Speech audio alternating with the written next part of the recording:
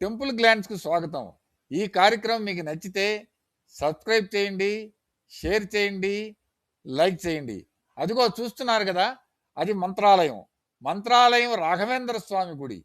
ఆ బంగారు గోపురంలాగా ఎత్తుగా ఉందే, దాని కిందనే రాఘవేంద్ర స్వామి సజీవ సమాధయ్యారు. ఇక్కడేందంటే, మనకు భక్తులు కోరికలేదన్నా కోరుకొని, ఆ కోరికలు నెరవేరితే మొక్కుబడులు ఎలా ఉంటాయో ఒకసారి చూడండి. అదిగో చూసారా? వాళ్ళు ఒక అడుగు ముందుకేస్తున్నారు. అలా. మళ్ళీ వచ్చి తలకాయ నేల కానుస్తున్నారు. మళ్ళీ ఇంకొక అడుగు ముందుకేస్తారు. మళ్ళీ తలకాయకి నేల కానస్తారు.